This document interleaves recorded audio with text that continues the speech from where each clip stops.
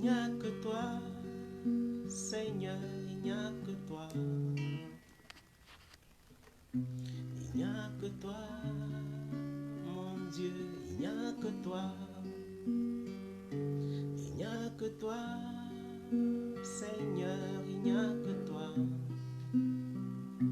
Il n'y a que toi, Jésus, il n'y a que toi. Il n'y a que toi, Seigneur, toi, il n'y a que toi.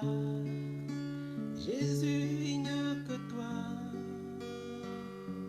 Il n'y a que toi. Mon Dieu, il n'y a que toi.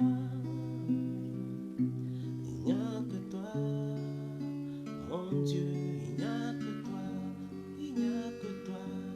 Il n'y a que toi.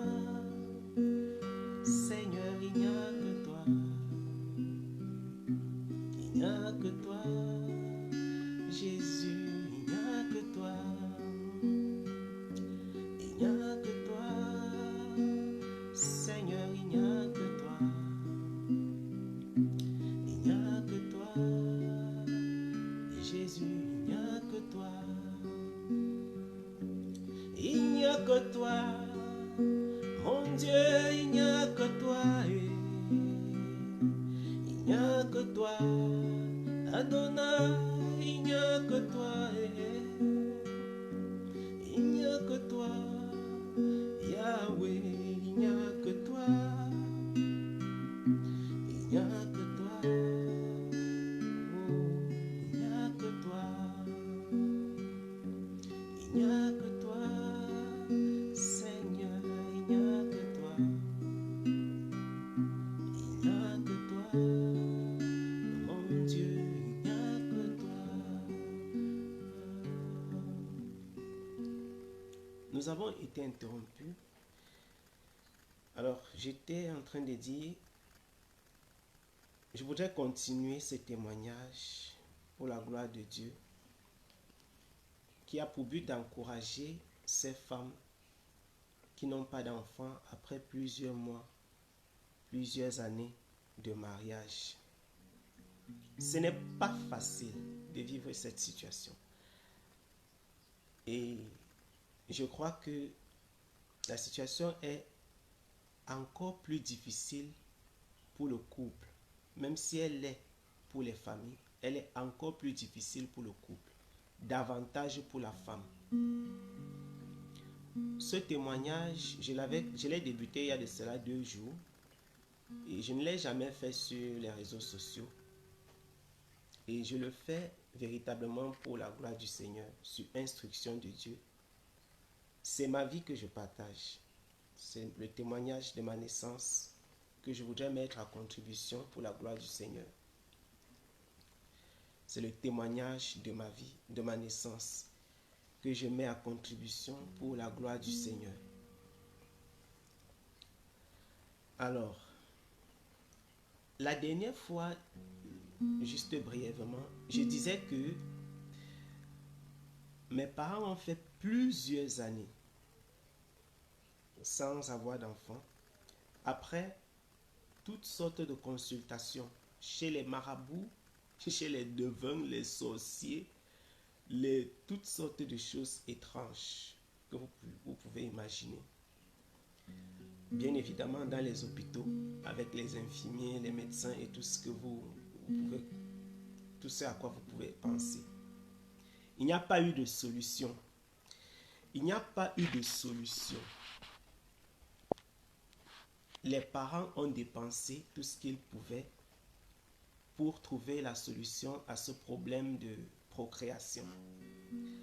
Je vous disais également qu'on a donné une autre femme à mon père. On lui a donné une deuxième épouse pour lui dire, si la première ne peut pas te donner d'enfant, alors on t'envoie une. On n'a même pas besoin de ton argent. Nous, on va la chercher, on va faire le nécessaire et on te l'amène dans ta maison. Ma maman a vécu avec une coépouse pendant des mois et des mois. Cette femme s'est levée d'elle-même pour partir de la maison. Pardon. Elle s'est levée levée d'elle-même pour partir de la maison parce que mon papa n'était pas très intéressé par sa présence. Parce que quand il s'est marié, il a vraiment aimé ma mère. Je vous ai fait savoir que à cause d'elle, il a abandonné beaucoup de choses. Alors, ce qui se passe quelques années après le mariage, c'est que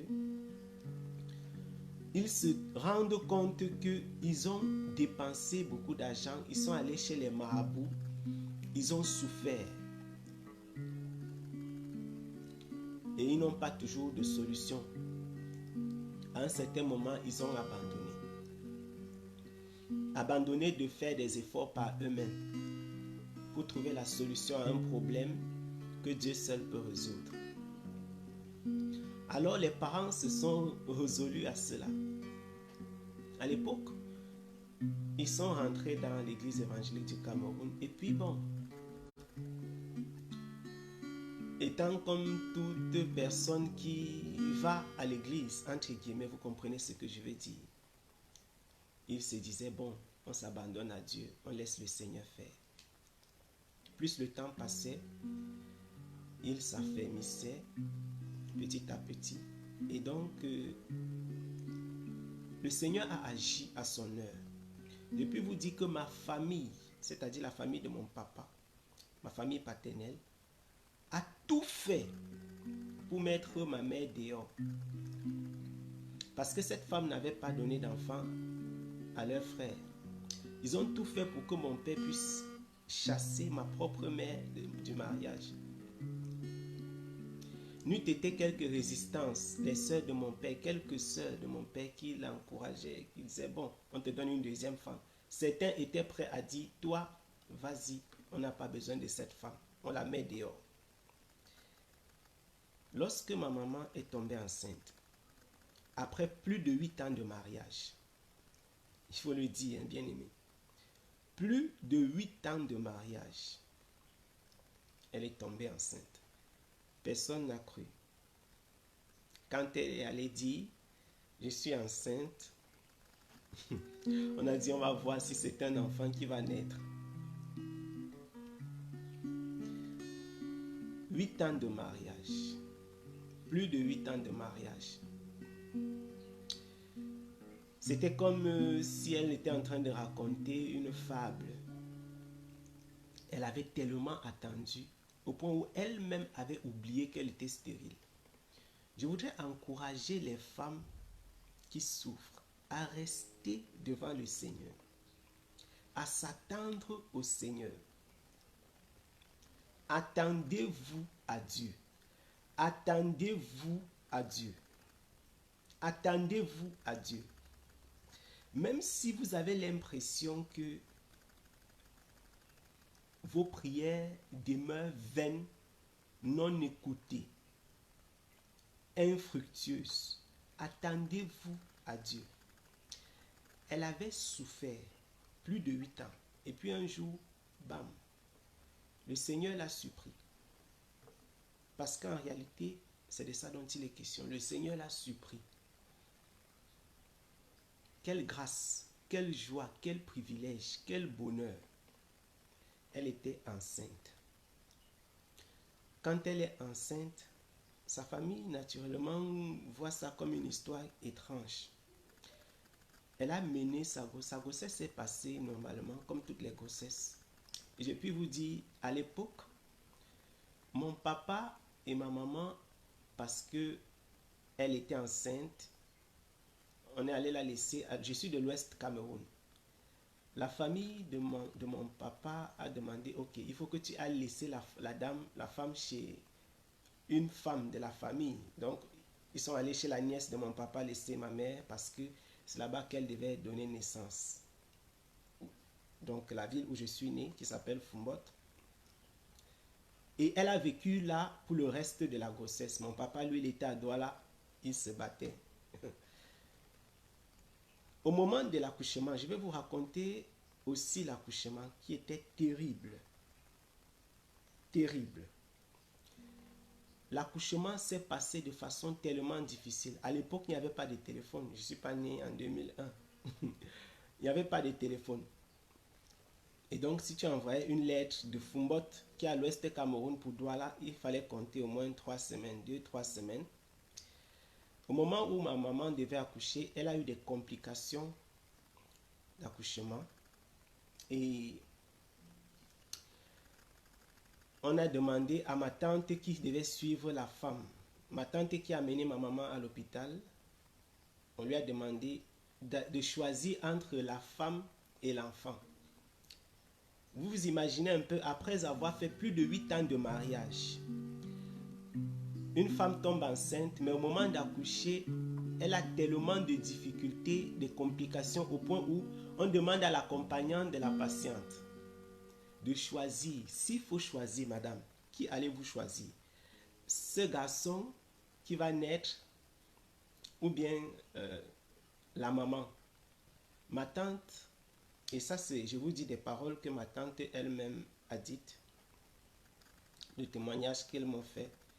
Elle a répondu, je ne peux pas choisir parce que le mari de cette femme n'est pas là. Et ça fait plus de 8 ans qu'ils ont cherché cet enfant. Donc si Dieu voit qu'il va faire n'importe comment, que Dieu fasse. Vraiment, je ne veux pas que ça retombe sur ma tête. Que le mari arrive et qu'il dise, qui t'a demandé de choisir l'enfant? Qui t'a demandé de choisir? Puisque le père étant à 300 km, ne pouvait pas choisir. 300, 200, quelque chose. Et on ne pouvait pas l'appeler au téléphone comme aujourd'hui. On a amené ma maman au bloc. Je suis né par césarienne. Césarienne difficile. Difficile. Après cette césarienne, ma maman a été réopérée. Moi-même, j'ai été réopéré. À l'aisselle, il y a eu un problème pendant la césarienne.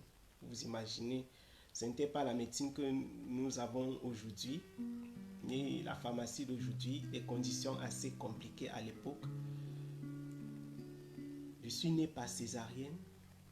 Nous avons fait plusieurs semaines à l'hôpital après cette naissance. Tellement l'accouchement était difficile. À un moment, on a annoncé à ma tante qu'on n'est pas sûr que la mère va vivre, mais l'enfant est né et il est vivant. Parce qu'elle était dans un coma pendant plusieurs jours. Et la naissance a eu lieu en pleine nuit. Je suis né à 1h10 du matin. C'était difficile. Plein Fumbot, hôpital des districts de Fumbot, à l'ouest du Cameroun. Accouchement difficile, par césarienne en pleine nuit, dans un lieu enclavé du Cameroun. Une joie teintée de douleur. Une joie teintée de douleur.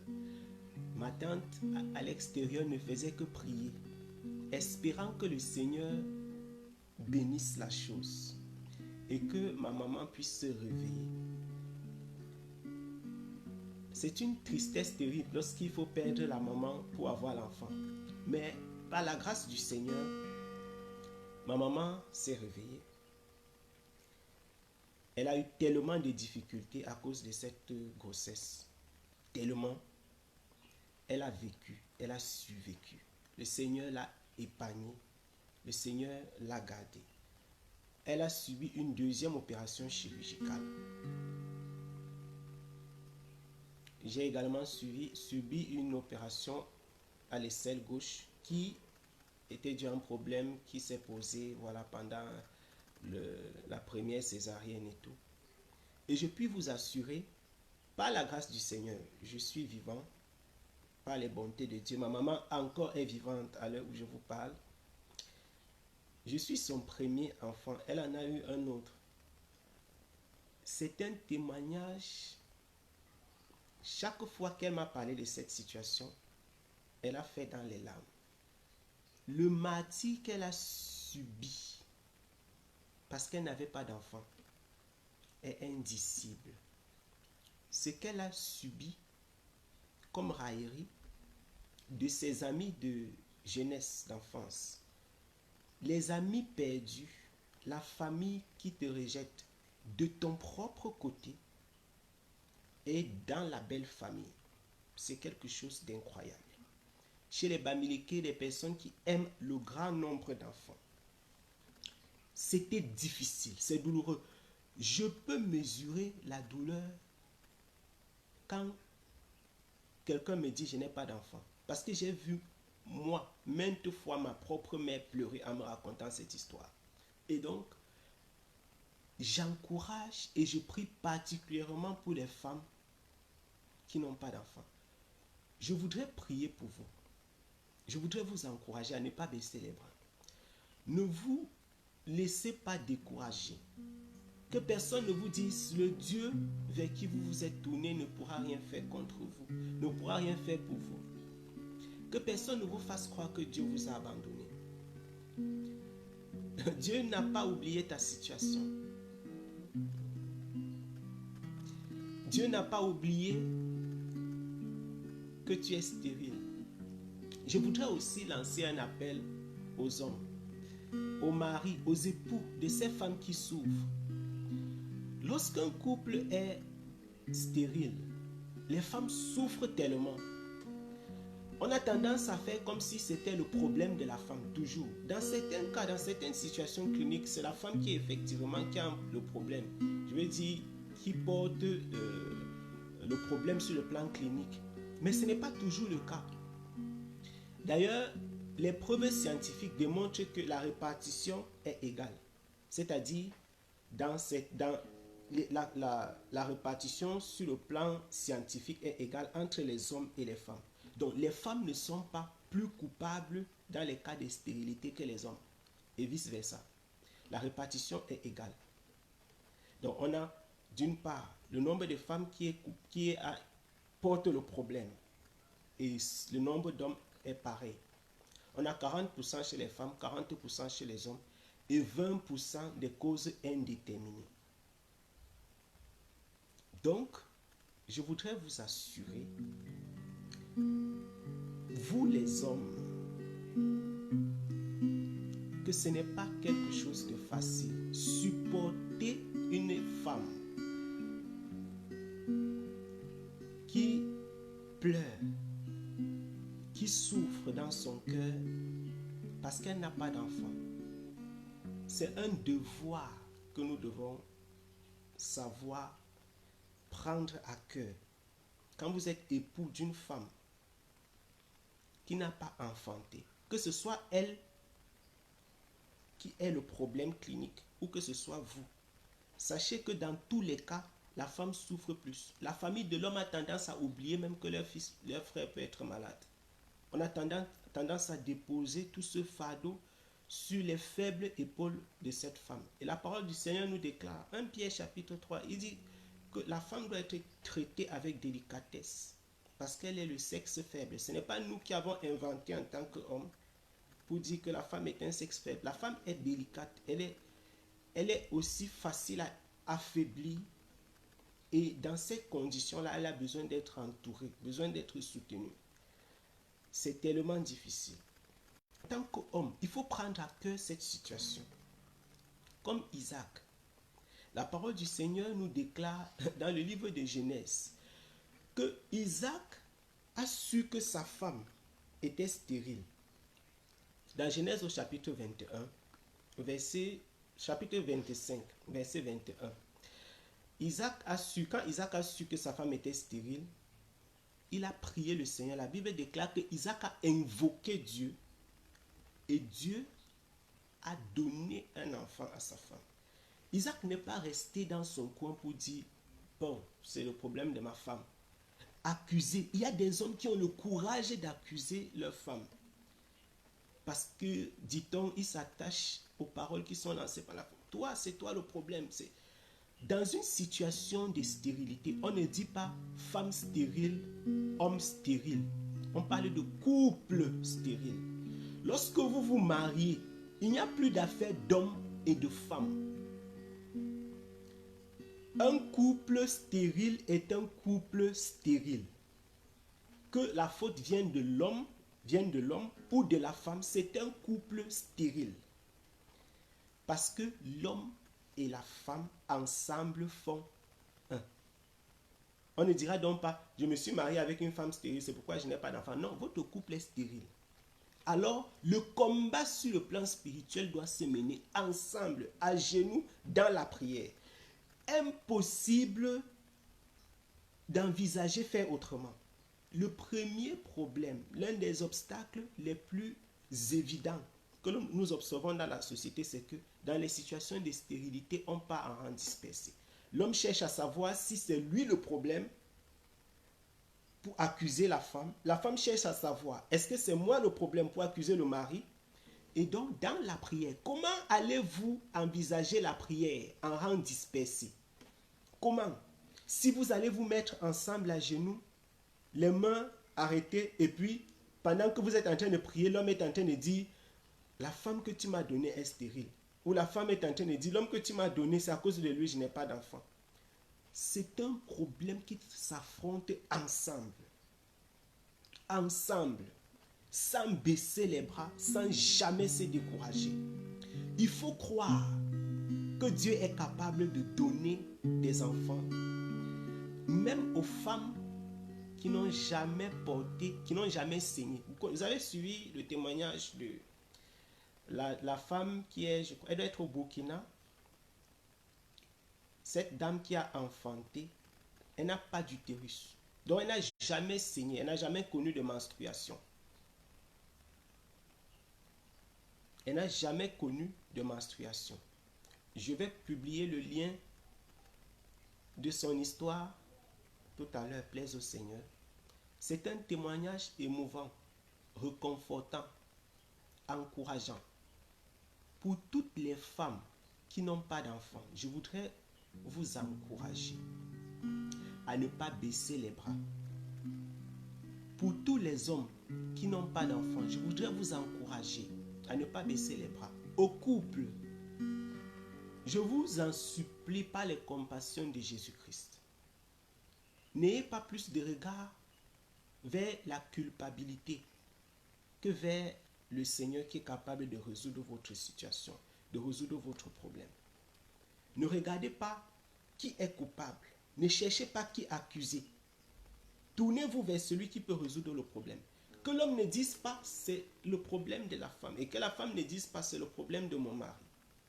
Qu'ensemble vous vous tourniez vers le Seigneur qui vous a mis ensemble. Le Seigneur dans Matthieu chapitre 19 dit que c'est Dieu qui vous a mis ensemble, que l'homme ne sait pas. Que l'on ne sait pas ce que Dieu a uni. Alors si Dieu vous a véritablement uni, il est capable de vous bénir. Selon qu'il est écrit dans le psaume 127 verset 3. Le fruit des entrailles est une récompense. Vous comprenez un peu? Le fruit des entrailles est une récompense. Le Dieu qui vous a mis ensemble est capable de vous bénir, est capable de vous restaurer. Quel que soit le problème, quelle que soit la situation clinique qui se pose, fut-elle une situation due à la femme ou à l'homme, même si l'âge est avancé, le Dieu qui a été est encore et il sera. En Dieu, il n'y a pas d'ombre de variation. Ce qu'il a fait, il est capable de faire encore aujourd'hui et davantage. Nous avons plusieurs cas de stérilité dans la Bible. Abraham, Isaac, ils ont eu des femmes stériles. Nous avons Elkana avec son épouse, Anne. On a plusieurs situations. Et ce sont des personnes glorieuses qui sont nées de ces naissances. Ces naissances ont été des bénédictions pour ses parents et pour les familles et même parfois pour les nations. On a plusieurs exemples. Jean-Baptiste, un autre exemple. Il est né de parents qui avaient fait des années et qui ont eu un enfant dans la vieillesse. Alors je voudrais vous encourager. Un témoignage peut naître de votre situation à la gloire de Dieu. Un témoignage peut naître de votre situation à la gloire de Dieu. Et si Dieu vous a choisi pour porter un témoignage, supportons patiemment ces moments de douleur. Supporte patiemment les railleries devant le Seigneur. Supporte patiemment la douleur de ne pas avoir d'enfant devant le Seigneur. Fais comme Anne, au moment de pleurer. Ne pars pas à la réunion familiale, demander aux gens, ayez pitié de moi, ne m'insultez pas. Va devant le Seigneur comme Anne. Prosterne-toi devant le Seigneur et non devant les hommes. Ne demande pas leur pitié. Va devant le Seigneur. Prosterne-toi devant celui qui est capable de résoudre ton problème. Anne, la bien-aimée du Seigneur, est allée devant lui. Elle a prié et pleuré. Elle s'est prosternée. Elle a prié et pleuré devant le Seigneur. Anne ne faisait pas d'affaires avec sa coépouse, qui passait du temps à se moquer d'elle. La parole de Dieu dit qu'elle faisait cela pour que Anne se retrouve dans la tristesse, la douleur. Anne, effectivement, était en tristesse et en douleur, mais elle se retournait vers celui qui peut aider, celui qui peut transformer, qui peut guérir, qui peut restaurer. Elle allait vers Jésus-Christ, elle allait vers Dieu, elle allait vers l'Éternel. Et le Seigneur a transformé sa situation en un témoignage merveilleux à sa gloire. Anne a pleuré, certainement pendant plusieurs années, pendant que sa coépouse se moquait d'elle. Pendant que Pénina passait le temps à se moquer, Anne demeurait dans la sainte présence de Dieu. Elle ne pleurait pas devant Pénina, elle pleurait devant Dieu. Donc quand les hommes se moquent de toi parce que tu es stérile, quand les gens se moquent de ton couple dans la famille parce que votre couple est stérile, tournez-vous vers le Seigneur, tournez-vous vers Jésus-Christ. Ne pleurez pas sur eux, car ils ne peuvent pas changer votre situation. Ne pleure pas sur le médecin, ne pleure pas sur les hommes. Pleure devant le Seigneur Jésus-Christ. Et ne perds pas courage.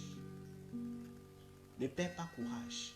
Affermis-toi dans le Seigneur, toi et ton époux, toi et ton épouse. Affermissez-vous. Ne perdez pas courage. Le Seigneur vous restaurera. Je voudrais vous encourager, femmes et hommes qui vivez dans des couples stériles. Je voudrais vous encourager. Je voudrais vous encourager. Soyez fortifiés en Jésus-Christ. Dieu veut vous visiter. Dieu peut vous guérir. Et Dieu va élever un témoignage dans votre vie, à la gloire de son nom. Le Dieu en qui nous avons cru est capable. Il ébranle les forteresses. Il est le maître des temps et des circonstances. Le Seigneur est capable de changer ta situation en un témoignage à la gloire de son nom.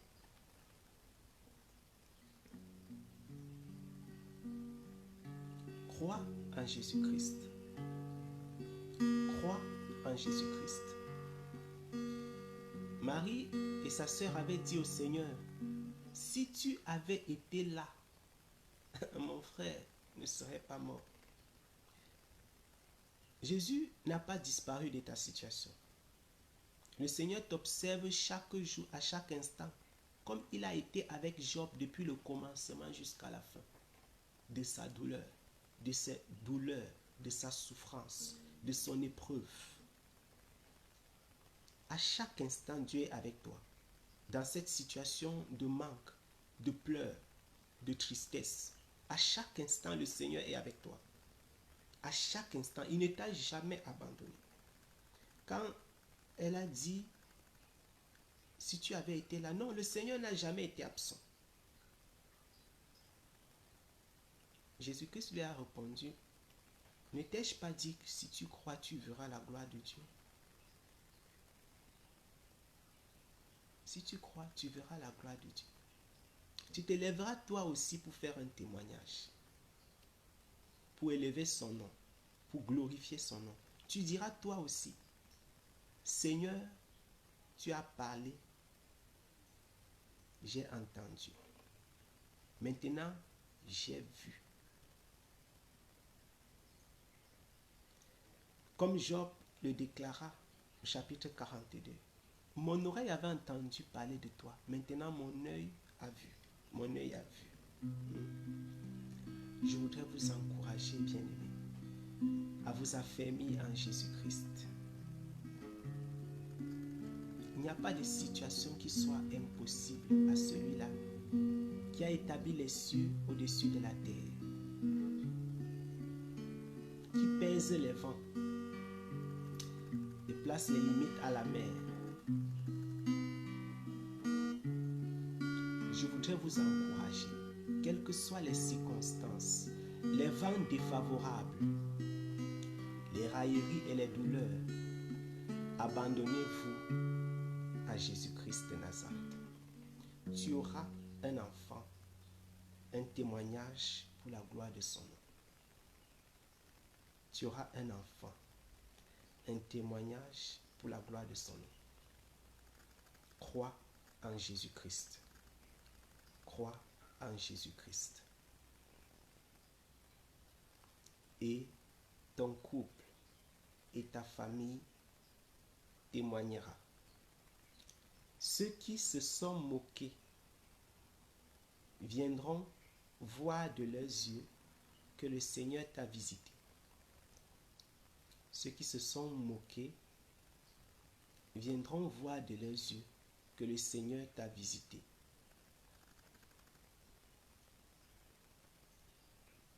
Viendront voir de leurs yeux que le Seigneur t'a visité. Et ils rendront grâce à Dieu pour cela.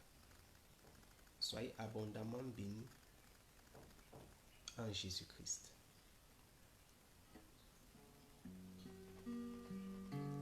Il n'y a que toi, Seigneur, il n'y a que toi. Il n'y a que toi, mon Dieu, il n'y a que toi. Il n'y a que toi, Seigneur, il n'y a que toi. Il n'y a que toi, Adonai, il n'y a que toi.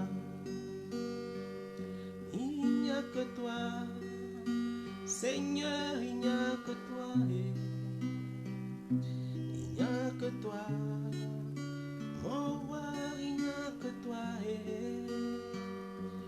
Il n'y a que toi, mon Dieu, il n'y a que toi. Il n'y a que toi, Adonai, il n'y a que toi. Il n'y a que toi, il n'y a que toi. Seigneur, il n'y a que toi. Il n'y a que toi, mon Dieu, il n'y a que toi. Il n'y a que Jésus-Christ qui puisse agir dans ta situation. Crois seulement et tu verras sa gloire. Soyez abondamment bénis. Shalom. Shalom.